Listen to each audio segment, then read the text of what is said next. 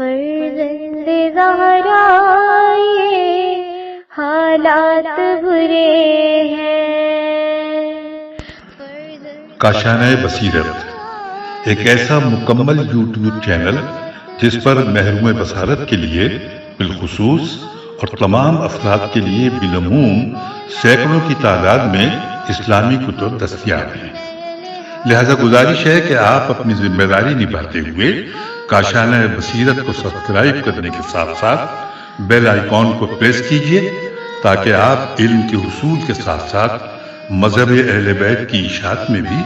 اہم کردار ادا کرتے رہیں۔ کاشانۂ بصیرت، کاشانۂ بصیرت، کاشانۂ بصیرت۔ فرزند زہرا یہ حالات برے ہیں۔ بسم اللہ الرحمن الرحیم۔ السلام علیکم۔ یہ کاشانۂ بصیرت یوٹیوب چینل ہے۔ آج ہم آپ کے لیے کتاب اسلام اور سیاست ریکارڈ کر رہے ہیں جس کے مصنف آیت اللہ مصباح یزدی ہیں۔ تو آئیے سنتے ہیں اس کتاب کا پارٹ نمبر 46 پیج نمبر 415 سے۔ اور اگر قانون پر عمل ہونے کی نسبت خلاف ورزیوں کی تعداد زیادہ ہوتی تو ہمارا یہ نظام کبھی کا ختم ہو گیا ہوتا۔ جیم، مقام رہبری میں شائستگی اور تقویٰ کے عالی ترین درجات کا ہونا۔ دوسری حکومتوں پر ہماری حکومت کا تیسرا امتیاز یہ ہے کہ مقام معظم رہبری کو تقویٰ، اخلاقی شائستگی اور عظمت کے بلند ترین درجات پر فائز ہونا ضروری ہے، کیونکہ یہ ذات پیغمبر اور امام زمانہ اجل اللہ تعالیٰ فرجل شریف کا جانشین ہوتا ہے، اور عوام الناس اس کو امام زمانہ اجل اللہ تعالیٰ فرجہ شریف کی تجلی اور ان کا ایک پرتو سمجھتے ہیں۔ اسی وجہ سے وہ محبت اور لگاؤ جو پیغمبر اکرم صلی اللہ علیہ وآلہ وسلم اور امام زمانہ اجل اللہ تعالیٰ فرجل شریف سے رکھتے ہیں، اسی کے مشابہ مقام معظم رہبری سے بھی محبت اور لگاؤ رکھتے ہیں۔ اگرچہ مقام معظم رہبری سب سے عظیم عہدے پر فائز ہیں اور سب سے زیادہ قدرت بھی رکھتے ہیں، لیکن اگر خدا نخواستہ ان سے کوئی خلاف ورزی یا ایسا گناہ جو باعث فسق اور عدالت کے خاتمے کا باعث ہو جائے تو خود بخود ولایت مسلمین کے عہدے سے معزول ہو جائیں گے، اور کسی عدالت میں جانے یا جرم کو ثابت کرنے اور اس کو معزول کرنے کی ضرورت بھی نہیں ہوگی۔ الیاذ باللہ، جرم کے مرتکب ہوتے ہی عدالت ساکت ہو جائے گی اور خود بخود اس عہدے سے معزول ہو جائیں گے، اور مجلس خبرگان ان کی رہبری کی صلاحیت نہ ہونے کا اعلان کرے گی، ان کو معزول نہیں کرے گی، کیونکہ عدالت ختم ہوتے ہی عزل حاصل ہو جائے گا۔ دنیا بھر کے کسی بھی ملک میں بڑے عہدوں پر فائز افراد اتنی اخلاقی صلاحیت اور شائستگی نہیں رکھتے جس قدر ہمارے مالک میں مقام معظم رہبری ہے۔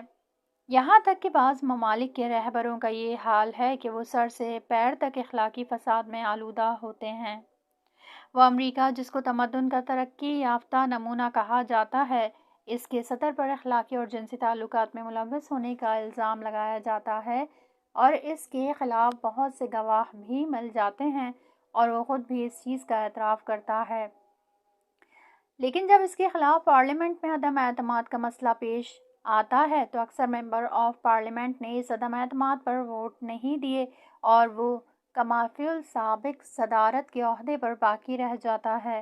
اور اس کے لیے کوئی بھی مشکل پیش نہیں آتی۔ تمام لوگ سمجھ جاتے ہیں کہ وہ فاسد ہے، لیکن سیاسی ہتھ کنڈوں کی وجہ سے عدم اعتماد کے 1 یا 2 ووٹ کم رہ گئے اور وہ فاسد صدر اپنے عہدے پر باقی رہا۔ چنانچہ اسی طرح کی بہت سی دوسری مثالیں موجود ہیں، اور خلاف ورزی کرنے والے افراد یہاں تک کہ ان کو عدلیہ نے محکوم بھی کیا ہے، لیکن سیاسی حربوں کی بنا پر وہ اپنے عہدے پر باقی رہتے ہیں، اور ان کا دوسرے انتخابات میں کامیاب ہو جانے کا امکان ہوتا ہے۔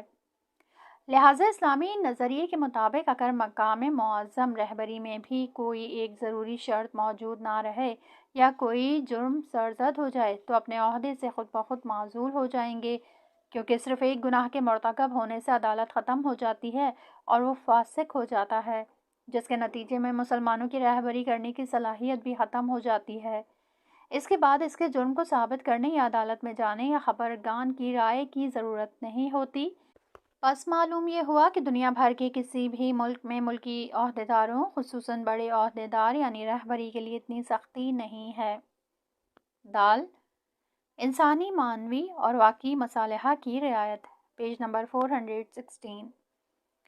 آخر میں دوسری حکومتوں پر ہماری حکومت کا مہم امتیاز انسانیت کے معنوی مصالحہ کی رعایت کرنا ہے۔ ہم ایک مسلمان ہونے کے لحاظ سے یہ عقیدہ رکھتے ہیں کہ خداوند عالم دوسروں سے زیادہ انسان کے مصالحہ اور منافع کو جانتا ہے، اور ہم انہی مصالحہ کو انسانی معاشرے میں رائج کرنا چاہتے ہیں جن کو خداوند عالم نے بیان کیا ہے، اور یہ مقصد خداوند عالم کے بنائے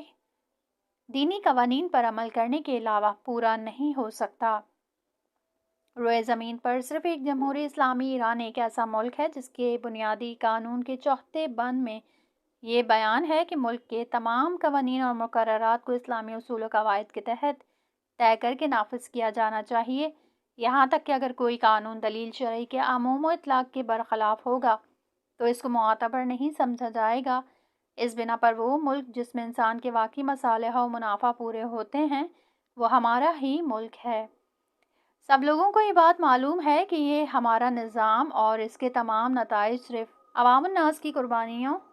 اور شہداء کے خون کی برکتوں من جملہ شہداء ہفت تیر سے وجود میں آئے ہیں، اور انہوں نے اس انقلاب کی خاطر اپنی جان اور خون کی قربانی پیش کر کے ہمارے لیے عزت، سربلندی اور بلند ترین اقتدار کا سامان فراہم کیا ہے۔ لہٰذا ہمیں ہر وقت بیدار رہنا چاہیے کہ کہیں ایسا نہ ہو کہ ہم ان عظیم اقتدار کو مفت میں بیچ ڈالیں۔ آج کل بہت سی سازشیں چل رہی ہیں جن کے بنا پر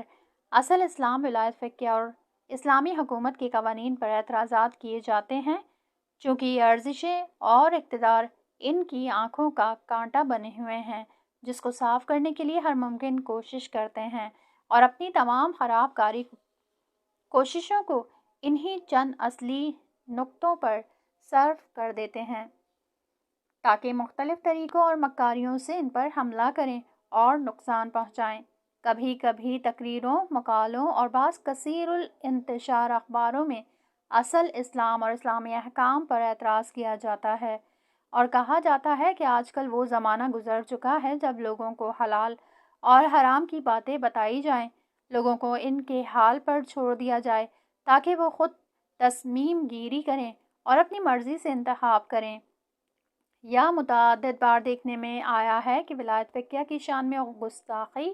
جسارت اور توہین کرتے ہیں کہ ہمارے عہدیداروں کے سینے میں ثقافتی کشادہ دلی نہ ہو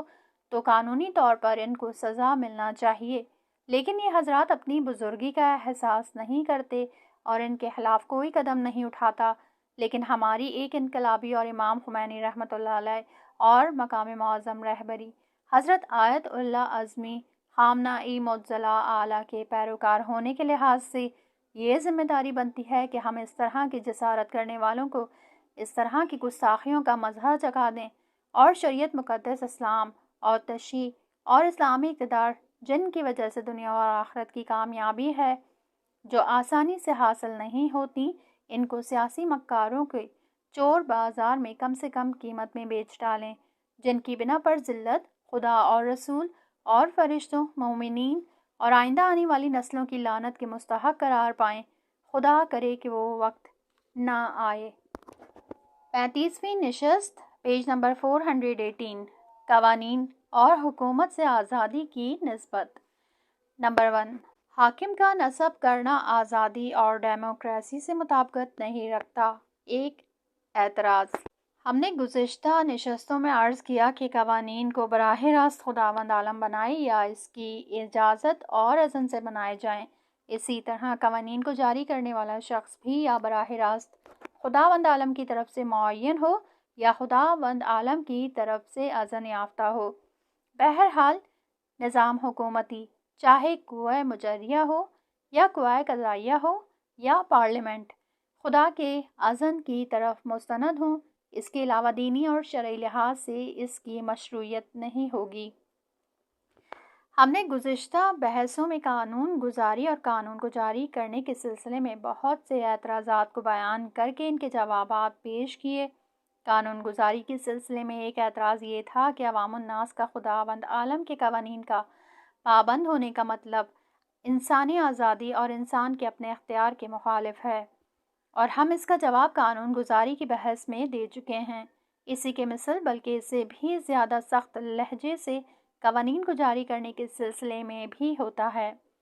اور وہ یہ ہے کہ اگر ہم یہ مان لیں کہ قانون کا جاری کرنے والا خداوند عالم کی طرف سے معین ہونا چاہیے یا اس کی طرف سے اذن یافتہ ہو، تو اس صورت میں عوام الناس سے حق انتخاب کو چھین لیا ہے،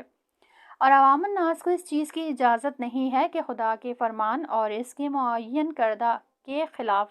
اپنی مرضی سے کسی کا انتخاب کریں، اور یہ بات در حقیقت ڈیموکریٹک کے خلاف ہے۔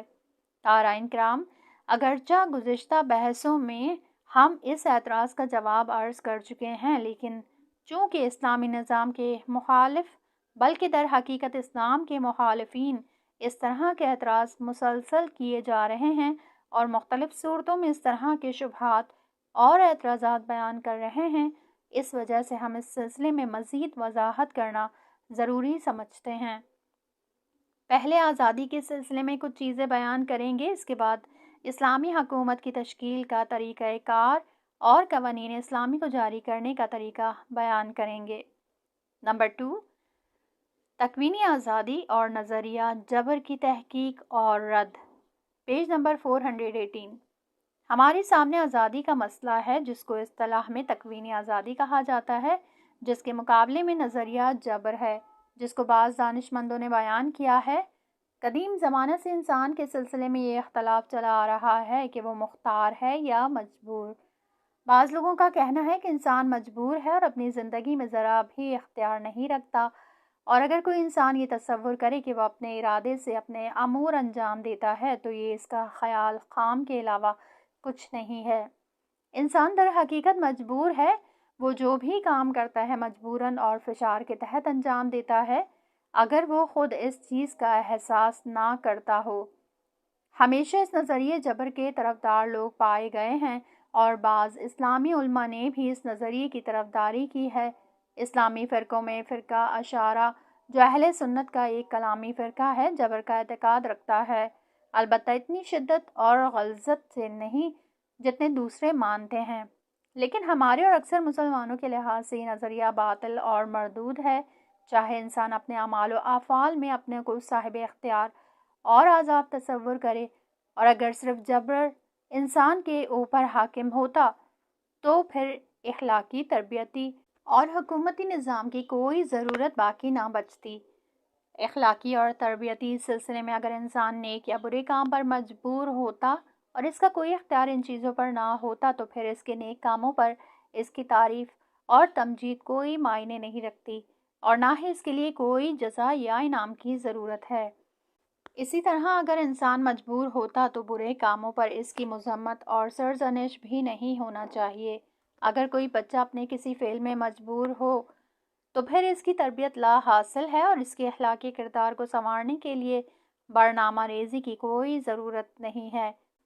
جس وقت معلم اور مربی بچے اور شاگرد سب ہی اپنے کردار میں مجبور ہوں تو پھر استاد بچے سے یہ نہیں کہہ سکتا کہ فلاں کام انجام دو یا فلاں کام نہ کرو۔ اسی طرح حقوقی، سیاسی اور اقتصادی مسائل میں جو نصیحتیں کی ہیں، ان کا مطلب یہ ہے کہ انسان اپنے اعمال اور افعال میں مختار اور آزاد ہے۔ جب انسان اپنے افعال اور اعمال کے کرنے یا نہ کرنے میں آزاد ہو تو اسی وقت اس کو یہ کہنا درست ہے کہ اس کام کو انجام دے اور اس کام سے پرہیز کرے۔ لیکن اگر انسان مجبور ہو اور اپنے کاموں کو انتخاب کرنے کا اختیار نہ ہو تو اس کے یہ کہنے کا کوئی مطلب نہیں ہے کہ اس کام کو کرے یا اس کام کو انجام نہ دے۔ یہ آزادی اور اختیار جس کو سبھی سمجھتے ہیں، یہ ایک تکوینی امر ہے اور نظریہ جبر کے مقابلے میں ہے، اور یہ اختیار اور آزادی خدا داد نعمت ہے جو انسان کی خصوصیات میں سے ہے، اور اسی کی بنا پر انسان دوسری موجودات پر فضیلت اور برتری رکھتا ہے۔ وہ تمام موجودات جن کا ہم علم رکھتے ہیں، ان میں صرف انسان ہی ایک ایسی مخلوق ہے جو مختلف نظریات بلکہ بعض اوقات متضاد یعنی ایک دوسرے سے ٹکرانے والی نظریات میں سے کسی ایک کو انتخاب کرنے کی صلاحیت رکھتا ہے۔ وہ اپنے خواہشات کا جواب دینے میں مکمل طریقے سے صاحب اختیار اور آزاد ہے، چاہے وہ خواہشات حیوانی خواہشات ہوں یا وہ خواہشات الہی اور مانوی خواہشات ہوں، بے شک خداوند عالم نے اس انسان کو اپنی اس نعمت سے نوازا ہے تاکہ وہ اپنے اختیار اور انتخاب سے راہ حق یا راہ باطل کا انتخاب کرے، اور انسان کا یہی وہ امتیاز ہے جو دوسری تمام مخلوقات یہاں تک کہ فرشتوں پر رکھتا ہے۔ یہی قدرت انتخاب ہے۔ اگر اس نے اس قدرت کا صحیح استعمال کیا اور الہی احکام کا انتخاب کیا اور حیوانی خواہشات کو ترک کیا تو وہ کمال کے اس درجے پر پہنچ جائے گا کہ اس کے سامنے فرشتے خشوع و خضوع کرتے ہوئے نظر آئیں گے۔ البتہ انسان کے پاس یہ آزادی کا ہونا ایک تکوینی مسئلہ ہے، اور آج تقریباً کوئی ایسا نہیں ہے جو اس پر اعتقاد نہ رکھے اور اپنے کو 100% مجبور سمجھے اور اپنے لیے ذرا بھی آزادی نہ سمجھے۔ قرآن مجید نے اس مسئلے کے واضح ہونے پر زور دیا ہے۔ ترجمہ: اے رسول، تم کہہ دو کہ سچی آیات یعنی کلمہ توحید تمہارے پروردگار کی طرف سے نازل ہو چکی ہے، بس جو چاہے مانے اور جو چاہے نہ مانے۔ سورہ کہف آیت نمبر 29۔ ترجمہ: اور اس کو راستہ بھی دکھا دیا، اب وہ خواہ شکر گزار ہو یا نا شکرا۔ سورہ دہر آیت نمبر 3۔ سینکڑوں آیات بلکہ پورا قرآن انسان کے مختار ہونے پر تاکید کرتا ہے، کیونکہ قرآن مجید انسان کی ہدایت کے لیے ہے، اور اگر انسان مجبور ہوتا اور اس کی ہدایت جبر کے تحت ہوتی، اسی طرح اس کی گمراہی بھی جبر کے تحت ہوتی، تو پھر انسان کے لیے ہدایت کو اختیار کرنے کا کوئی مقصد نہیں تھا، اور اس صورت میں قرآن کریم بے فائدہ اور بے اثر ہو جاتا۔ اور جیسا کہ ہم نے عرض کیا کہ ہماری گفتگو تکوینی آزادی کے بارے میں نہیں ہے، کیونکہ اس میں کسی کو بھی کوئی شک و شبہ نہیں ہے، اور اس کی بحث کا مقام فلسفہ اور علم کلام ہے۔ حقوق اور سیاست میں یہ بحث نہیں کی جاتی۔ نمبر 3، مانوی اور اندرونی اقتدار کا آزادی سے کوئی ٹکراؤ نہیں۔ Page number 420۔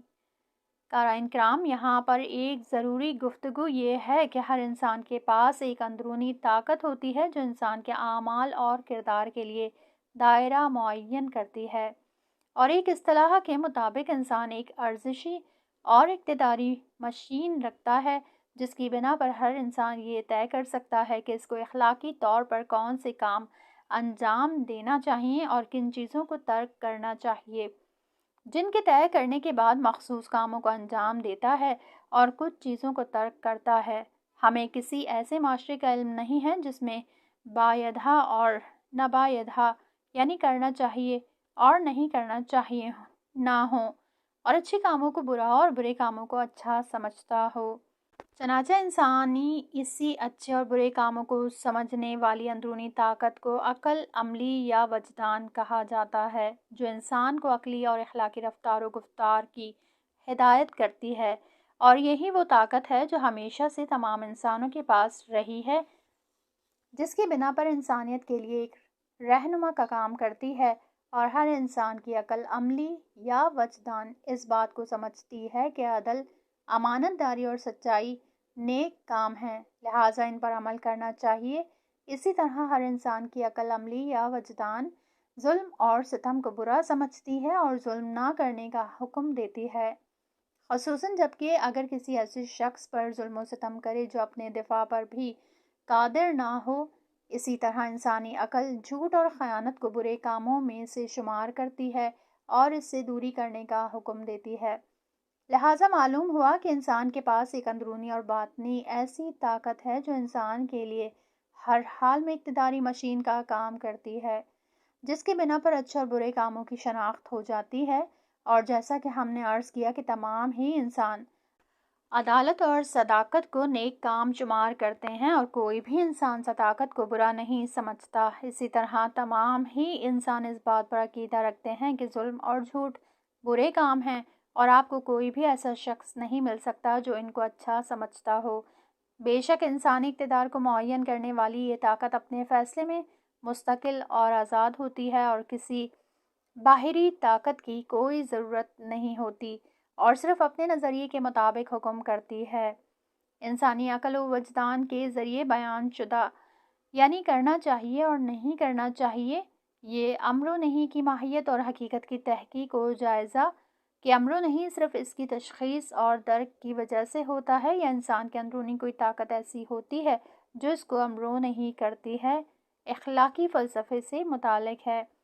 جو ہمارا موضوع گفتگو نہیں ہے، لیکن ہماری عقل کا یہ طے کرنا کہ کون سے کام نیک ہیں اور کون سے کام برے، یہ ایک طرح سے ہمارے لیے لازمی احکام صادر کرتی ہے، جس کی بنا پر ہماری قدرتی آزادی محدود ہو جاتی ہے، یعنی خود ہماری عقل اور وجدان ہمیں حکم دیتی ہے کہ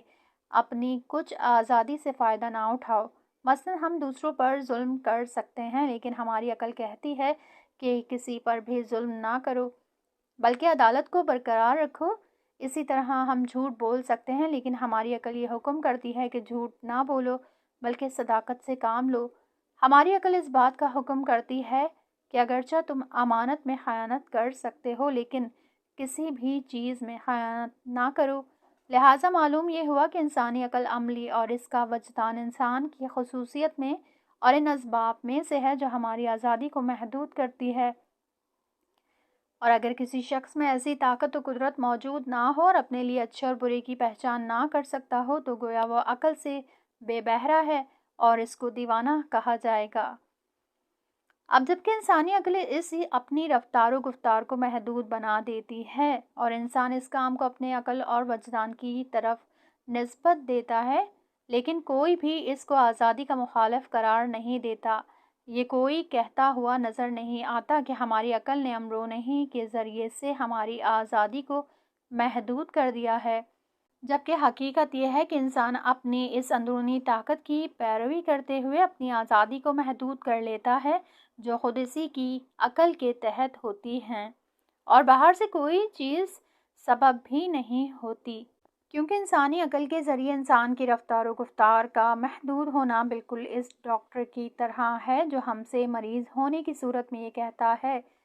کہ فلاں چیز نہ کھانا کیونکہ وہ تمہارے لیے نقصان دہ ہیں، اور فلاں دوائی استعمال کرو کیونکہ اس سے تم ٹھیک ہو جاؤ گے۔ اس صورت میں نہ صرف یہ کہ انسان ڈاکٹر کے حکم اور پرہیز بتانے سے نہ راحت نہیں ہوتا بلکہ اس کو خوشی بھی ہوتی ہے اور اس کے حکم کو اپنی صحت یابی کے لیے رہنمائی اور ہدایت سمجھتا ہے۔ در حقیقت اس صورت میں بھی ہم اپنی آزادی اور اختیار سے استفادہ کرتے ہیں اور ہماری پیدائشی آزادی پر کوئی حرف نہیں آتا، اور بعض اخلاقی نظریات کی بنا پر عقل صرف ہمیں ایک راستہ دکھاتی ہے اور ہماری اس راستے کی طرف رہنمائی کرتی ہے جس کے بہترین فوائد ظاہر ہوتے ہیں، نہ کہ اس میں ڈکٹیٹری نہیں دکھائی دیتی بلکہ دوستانہ اور دلسوزی کی بنا پر ہوتی ہے۔ یہاں تک اگر ہم اپنی عقل کے حکم کو ڈکٹیٹری کا نام بھی دے دیں جس کی بنا پر وہ حکم کرتی ہے، جیسا کہ کہا بھی جاتا ہے کہ اگر کسی شخص نے اپنی عقل وجدان کی مخالفت کی تو اس کی عقل ہی اس کو مورد مذمت اور عذاب قرار دیتی ہے، اور عقل و وجدان کا عذاب ہماری ادبی کتابوں میں مشہور و معروف ہے۔ لیکن ان تمام باتوں کے پیش نظر عقل و وجدان کا حکم آزادی کے مخالف نہیں ہے اور اس کی آزادی ختم نہیں ہوتی، اور جو شخص اپنی عقل اور وجدان کے مطابق عمل کرتا ہے اس کے بارے میں یہ نہیں کہا جاتا کہ یہ مقید ہو گیا ہے۔ اس کی وجہ یہ ہے کہ عقل اور وجدان خود انسان سے متعلق ہے اور یہ اندرونی طاقت کے عنوان سے ہمارے کاموں میں نظارت اور قضاوت کرتی ہے، جس کے نتیجے میں بعض چیزوں کا حکم دیتی ہے اور بعض چیزوں کے انجام دینے سے روکتی ہے۔ بس جس وقت ہماری اندرونی طاقت ہمیں حکم دے تو ہماری آزادی سلب نہیں ہوتی، اور اگر ہم اپنی اس عقل کے فرمان کے مطابق اپنی مرضی سے عمل کریں تو گویا ہم نے اپنی مرضی کے مطابق عمل کیا۔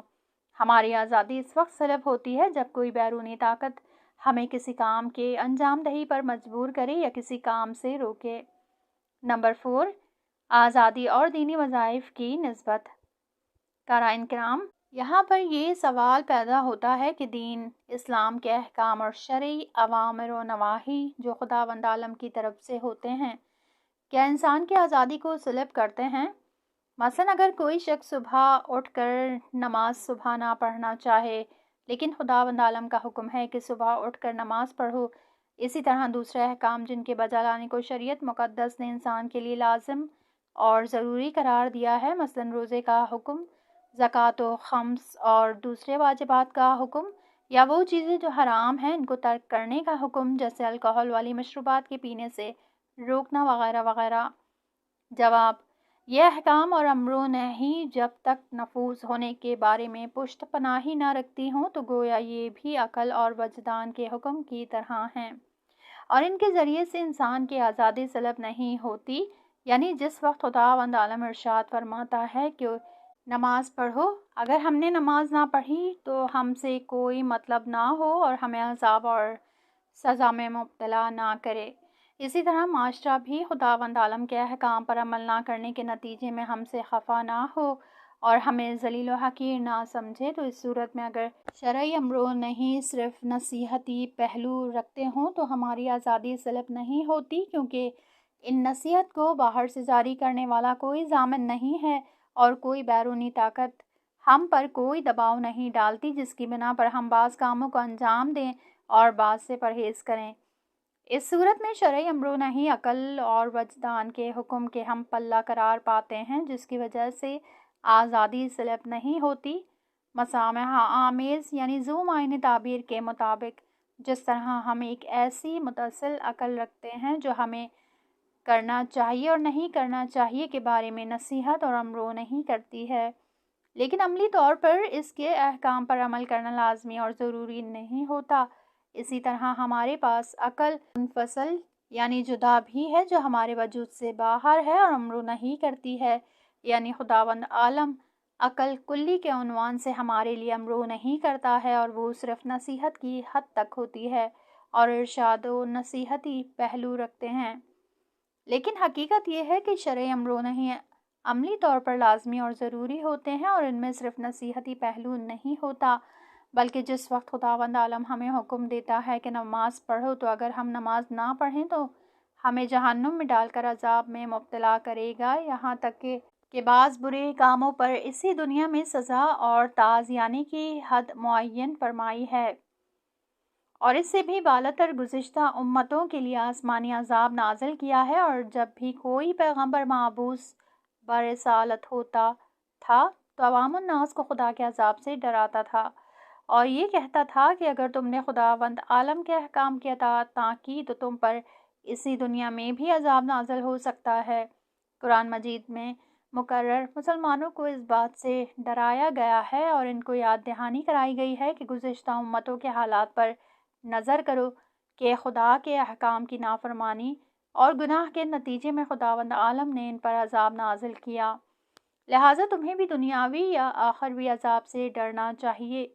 انبیاء اکرام علیہ السلام عذاب الہی سے اس قدر ڈراتے تھے جس کی بنا پر تمام انبیاء علیہ السلام کا نام نذیر اور منذر یعنی ڈرانے والا معروف ہو گیا،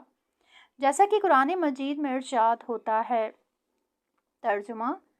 ہم ہی نے تم کو یقیناً قرآن کے ساتھ خوش خبری دینے والا اور ڈرانے والا پیغمبر بنا کر بھیجا، اور کوئی امت دنیا میں ایسی نہیں گزری کہ اس کے پاس ہمارا ڈرانے والا پیغمبر نہ آیا ہو۔ سورہ فاطر آیت نمبر 24۔ لہٰذا وہ شرعی امر و نہی جن پر ہمیشہ دنیاوی یا آخروی عذاب سے ڈرایا گیا ہو،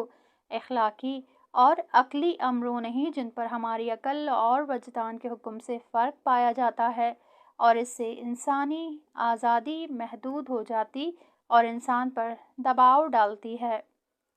اور اگر ہم نے اس بات کو مان لیا کہ تمام انسان مکمل طور پر آزاد ہیں اور حقوق بشر کے اعلامیہ کے مطابق جو بعض روشن فکر کے نزدیک وحی اور کتاب مقدس کا حکم رکھتا ہے،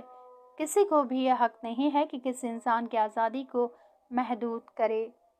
تو کیا خداوند عالم کو بھی انسانوں کی آزادی کو محدود کرنے کا حق نہیں ہے اور ان کو عذاب اور سزا سے ڈرا کر تحت تاثیر قرار دے؟ اور زیادہ سے زیادہ خدا بھی عقل اور وجدان کی طرح انسان کو اپنے وظائف اور واجبات کو انجام دینے کے سلسلے میں ارشاد اور نصیحت نہیں کر سکتا؟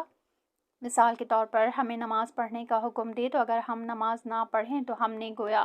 اپنی آزادی سے استفادہ کیا ہے، اور اگر ایسا ہے تو پھر خداوند عالم نے ہمیں کس لیے ڈرایا ہے اور کہتا ہے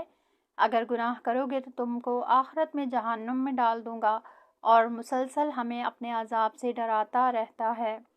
چنانچہ اس نے اپنے انبیاء علیہ السلام کے وظائف میں سے ایک وظیفہ عوام الناس کو عذاب الہی سے ڈرانا قرار دیا ہے۔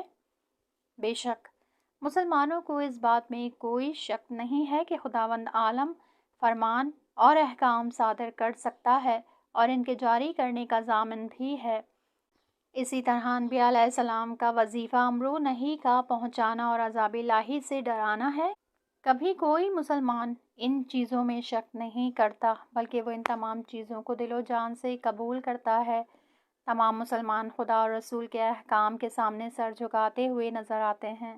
اگرچہ یہ بھی جانتے ہیں کہ یہ احکام ان کو محدود کرتے ہیں اور ان کی بعض آزادی کو سلب کرتے ہیں اور ایک طریقے سے ان کو تحت تاثیر قرار دیتے ہیں، کیونکہ جب خداوند عالم ہمیں کسی کام کو انجام دینے کا حکم دیتا ہے تو اگر ہم نے اس کام کو انجام نہ دیا تو پھر ہمارے لیے عذاب کا وعدہ کیا گیا اور خدا کا وعدہ سچا ہے، تو ہم اس سے متاثر ہوتے ہیں۔ بس معلوم یہ ہوا کہ خداوند عالم ہم کو بعض کاموں کے انجام دینے اور بعض کاموں سے پرہیز کرنے کا پابند کر سکتا ہے، اس میں کوئی شک بھی نہیں ہے، لیکن خداوند عالم کی طرف سے امر نہیں آنے کی حکمت اور فلسفہ کیا ہے اور کیوں خداوند عالم ہم کو شرعی واجبات اور محرکات کا پابند کیوں بناتا ہے، تو اس سلسلے میں علم کلام میں بحث ہوگی، لیکن خلاصے کے طور پر عرض کرتے ہیں کہ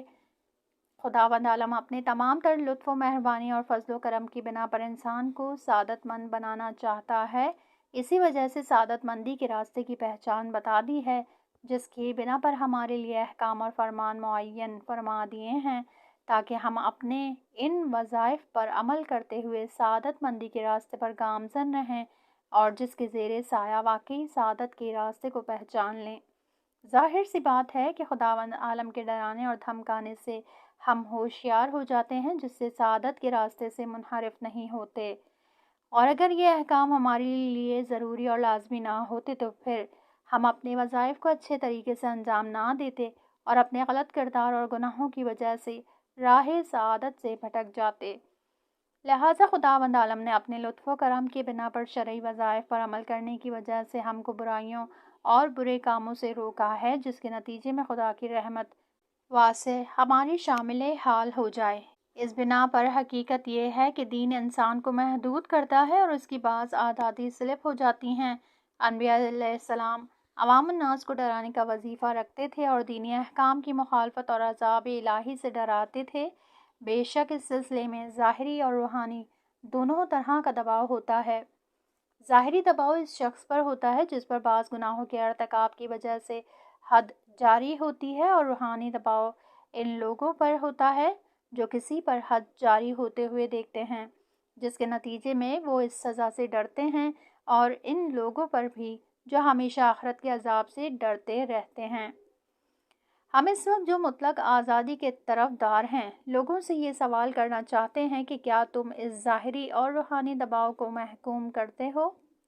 یعنی کیا تم یہ کہتے ہو کہ خداوند عالم کو اس طرح کی محدودیت اور مشکل میں قرار نہیں دینا چاہیے اور اس کو دنیاوی اور آخروی عذاب سے ڈرانے کے لیے پیغمبر نہیں بھیجنا چاہیے؟ تو کیا ان چیزوں کا محکوم کرنا اسلام اور تمام آسمانی ادیان کے انکار کے برابر نہیں ہے؟ لیکن کیا کسی کو دین کے انکار کرنے کا حق ہے یا نہیں، یہ ایک الگ بحث ہے۔ اس وقت ہم انبیاء علیہ السلام کی اتباع کی حقانیت کو ثابت نہیں کر رہے ہیں۔ جو شخص کہتا ہے کہ انسان مکمل طور پر آزاد ہے اور اس پر کسی طرح کی محدودیت اور دباؤ نہیں ہونا چاہیے، تو کیا وہ محدودیت بھی جو خداوند عالم کی طرف سے اپنے بندوں پر ایجاد ہوتی ہے، مثلاً گناہ کرنے پر جہنم میں جانا ہوگا یا بعض گناہوں کی اسی دنیا میں سزا ملے گی، تو کیا ایسا شخص اس بات کو محکوم کرتا ہے؟ اور اگر ایسا ہے تو گویا اس نے دین اور وسعت انبیاء علیہ السلام اور الہی شریعتوں کا انکار کیا ہے، اور اس وقت ہماری بحث ان سے نہیں ہے۔ ہماری بحث تو ان لوگوں سے ہے جو دین کو قبول رکھتے ہیں اور دین اسلام کو حق جانتے ہیں اور یہ عقیدہ رکھتے ہیں کہ خداوند عالم نے اپنی حکمت اور لطف و کرم کی بنا پر ہدایت کے لیے انبیاء علیہ السلام کو بھیجا ہے اور اسی وجہ سے اس کا شکر ادا کرتے ہیں۔